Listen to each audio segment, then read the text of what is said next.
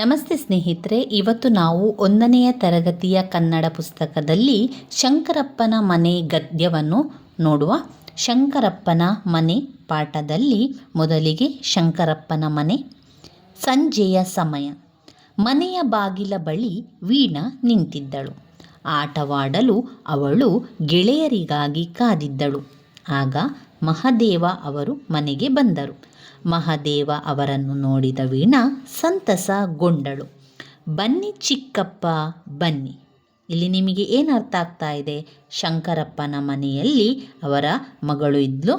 ಮಗಳು ಅಲ್ಲಿ ಇದ್ದಾಗ ಆಟವಾಡಲಿಕ್ಕೆ ಗೆಳೆಯರಿಗಾಗಿ ಕಾಯ್ತಾ ಇದ್ದಂತಹ ಸಂದರ್ಭದಲ್ಲಿ ಚಿಕ್ಕಪ್ಪ, ವೀಣಾಳ ಚಿಕ್ಕಪ್ಪ ಅಲ್ಲಿಗೆ ಬರ್ತಾರೆ. ವೀಣಾಳ ಚಿಕ್ಕಪ್ಪ ಬಂದಂಥದ್ದನ್ನು ನೋಡಿದಂತಹ ವೀಣಾ ತುಂಬಾ ಸಂತೋಷ ಪಡ್ತಾಳೆ. ಅದಕ್ಕೆ ಬನ್ನಿ ಚಿಕ್ಕಪ್ಪ ಬನ್ನಿ ಅಂತ ಮನೆಯೊಳಗೆ ಕರೆದುಕೊಂಡು ಹೋಗ್ತಾಳೆ. ಕುಳಿತುಕೊಳ್ಳಲು ಹೇಳಿದಳು. ಕುಡಿಯಲು ನೀರು ತಂದು ಕೊಟ್ಟಳು. ಚಿಕ್ಕಪ್ಪ ಚೆನ್ನಾಗಿದ್ದೀರಾ ಎಂದು ಪ್ರೀತಿಯಿಂದ ಮಾತನಾಡಿಸಿದಳು. ಚಿಕ್ಕಮ್ಮ ಮತ್ತು ತಮ್ಮ ಆರೋಗ್ಯ ಹೇಗಿದೆ ಎಂದು ಕೇಳಿದಳು. ವೀಣಾಳ ಮಾತುಗಳನ್ನು ಕೇಳಿ ಚಿಕ್ಕಪ್ಪನಿಗೆ ತುಂಬ ಸಂತೋಷವಾಯಿತು. ಮಹದೇವ ಅವರು ಅಣ್ಣ ಶಂಕರಪ್ಪನವರನ್ನು ಗೃಹ ಪ್ರವೇಶಕ್ಕೆ ಆಮಂತ್ರಿಸಿದರು. ಸ್ವಲ್ಪ ಹೊತ್ತು ಅಲ್ಲೇ ಇದ್ದು ಅನಂತರ ತಮ್ಮ ಮನೆಗೆ ಹೊರಡಲು ಸಿದ್ಧರಾದರು. ವೀಣಾ ಚಿಕ್ಕಪ್ಪನಿಗೆ ನಮಸ್ಕಾರ ಮಾಡಿದಳು. ಇನ್ನೊಮ್ಮೆ ಬರುವಾಗ ಚಿಕ್ಕಮ್ಮನನ್ನು ತಮ್ಮನನ್ನು ಕರೆದುಕೊಂಡು ಬನ್ನಿ ಎಂದು ಹೇಳಲು ಅವಳು ಮರೆಯಲಿಲ್ಲ. ಶಂಕರಪ್ಪನ ಮನೆಗೆ ಶಂಕರಪ್ಪನ ತಮ್ಮ ಮಹದೇವ ಅವರು ಬಂದಿರ್ತಾರೆ. ವೀಣಾ ತುಂಬನೇ ಸಂತೋಷದಿಂದ ಚಿಕ್ಕಪ್ಪನನ್ನು ಬರಮಾಡಿಕೊಂಡು ಚಿಕ್ಕಮ್ಮ ಮತ್ತು ತಮ್ಮ ಆರೋಗ್ಯವಾಗಿದ್ದಾರಾ ಅಂತ ಕೇಳಿಕೊಳ್ತಾಳೆ. ಅದಾದ ನಂತರ ಚಿಕ್ಕಮ್ಮ ಮತ್ತು ತಮ್ಮನನ್ನು ಇನ್ನೊಮ್ಮೆ ಬರುವಾಗ ಕರೆದುಕೊಂಡು ಬನ್ನಿ ಅಂತ ಹೇಳ್ತಾಳೆ. ಅದರ ಜೊತೆಗೆ ಚಿಕ್ಕಪ್ಪನಿಗೂ ಕೂಡ ಸಂತೋಷ ಆಗ್ತದೆ. ಇಲ್ಲಿ ಬರುವಂತಹ ಪದಗಳನ್ನು ಓದಿಸಿ ಮಕ್ಕಳಲ್ಲಿ. ಸಮಯ, ಚಿಕ್ಕಪ್ಪ, ಒಳಗೆ, ಸಂತಸ, ಕುಡಿ, ನೀರು, ಪ್ರೀತಿ, ಚಿಕ್ಕಮ್ಮ, ತಮ್ಮ, ಆರೋಗ್ಯ, ಅವರು, ಹತ್ತಿರ, ಸ್ವಲ್ಪ, ಹೊತ್ತು, ಅಲ್ಲೇ, ಸಿದ್ಧರಾಗು, ನಮಸ್ಕಾರ, ಇನ್ನೊಮ್ಮೆ, ಮರೆ. ಇವಿಷ್ಟನ್ನು ಮಕ್ಕಳಲ್ಲಿ ಓದಿಸಿ. ನಂತರ ಬರುವಂತಹ ಅಭ್ಯಾಸಗಳನ್ನು ನೋಡುವ. ಸರಳ ಪ್ರಶ್ನೆಗಳನ್ನು ಕೊಡಲಾಗಿದೆ. ಈ ಪ್ರಶ್ನೆಗಳನ್ನು ಮಕ್ಕಳಿಗೆ ಕೇಳಿ ಅವರಿಂದ ಉತ್ತರವನ್ನು ಬರೆಯಿಸಿ.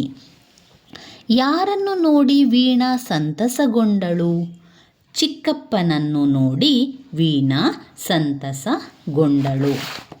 ವೀಣಾ ಚಿಕ್ಕಪ್ಪನಿಗೆ ಕುಡಿಯಲು ಏನು ತಂದುಕೊಟ್ಟಳು? ವೀಣಾ ಚಿಕ್ಕಪ್ಪನಿಗೆ ಕುಡಿಯಲು ನೀರು ತಂದುಕೊಟ್ಟಳು. 3ನೇ ಪ್ರಶ್ನೆ. ಯಾರ ಮಾತನ್ನು ಕೇಳಿ ಚಿಕ್ಕಪ್ಪನಿಗೆ ಸಂತಸವಾಯಿತು? ವೀಣಾಳ ಮಾತನ್ನು ಕೇಳಿ ಚಿಕ್ಕಪ್ಪನಿಗೆ ಸಂತೋಷವಾಯಿತು. 4ನೇ ಪ್ರಶ್ನೆ. ವೀಣಾ ಯಾರನ್ನು ಕರೆದುಕೊಂಡು ಬನ್ನಿ ಎಂದು ಹೇಳುವುದನ್ನು ಮರೆಯಲಿಲ್ಲ. ವೀಣಾ ಚಿಕ್ಕಮ್ಮನನ್ನು ಮತ್ತು ತಮ್ಮನನ್ನು ಕರೆದುಕೊಂಡು ಬನ್ನಿ ಎಂದು ಹೇಳುವುದನ್ನು ಮರೆಯಲಿಲ್ಲ. ನೀಡಿರುವ ವಾಕ್ಯಗಳನ್ನು ಯಾರು ಯಾರಿಗೆ ಹೇಳಿದರು ಎಂದು ಮಕ್ಕಳಿಂದ ಕೇಳಿ ಉತ್ತರವನ್ನು ಪಡೆಯಿರಿ ಮತ್ತು ಬರೆಯಿರಿ. ಬನ್ನಿ ಚಿಕ್ಕಪ್ಪ ಬನ್ನಿ. ಈ ಮಾತನ್ನು ಯಾರು ಹೇಳಿದರು? ಈ ಮಾತನ್ನು ವೀಣಾ ಹೇಳಿದಳು. ಯಾರಿಗೆ ಹೇಳ್ತಾಳೆ? ಯಾರನ್ನು ಕುರಿತು ಹೇಳಿದಳು? ಚಿಕ್ಕಪ್ಪನನ್ನು ಕುರಿತು ಹೇಳಿದಳು.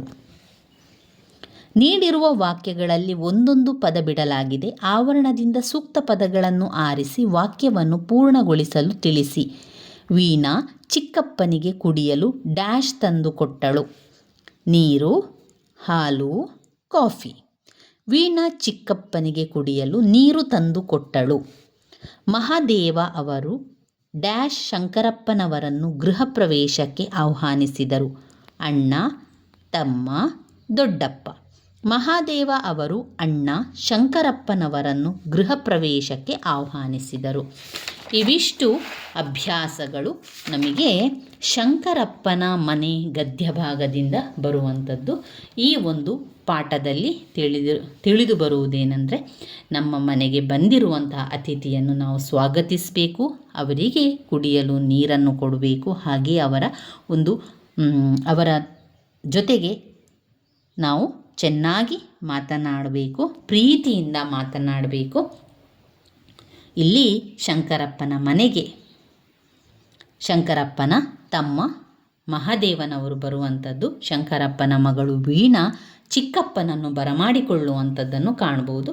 ಬನ್ನಿ ಚಿಕ್ಕಪ್ಪ, ಒಳಗೆ ಬನ್ನಿ ಅಂತ ಕೇಳಿಕೊಳ್ಳುವಂಥದ್ದು. ಚಿಕ್ಕಮ್ಮ ಮತ್ತು ತಮ್ಮ ಹೇಗಿದ್ದಾರೆ ಅಂತ ಕೇಳುವಂಥದ್ದು. ಇನ್ನೊಮ್ಮೆ ಬರುವಾಗ ಚಿಕ್ಕಮ್ಮ ಮತ್ತು ತಮ್ಮನನ್ನು ಕರೆದುಕೊಂಡು ಬನ್ನಿ ಅಂತ ಹೇಳುವಂಥದ್ದನ್ನೆಲ್ಲ ಕಾಣ್ಬೋದು. ಹಾಗೆಯೇ ಇಲ್ಲಿ ವೀಣಾ ಚಿಕ್ಕಪ್ಪನಿಗೆ ಕುಡಿಯಲು ನೀರು ತಂದು ಕೊಡ್ತಾಳೆ, ಪ್ರೀತಿಯಿಂದ ಮಾತನಾಡಿಸ್ತಾಳೆ.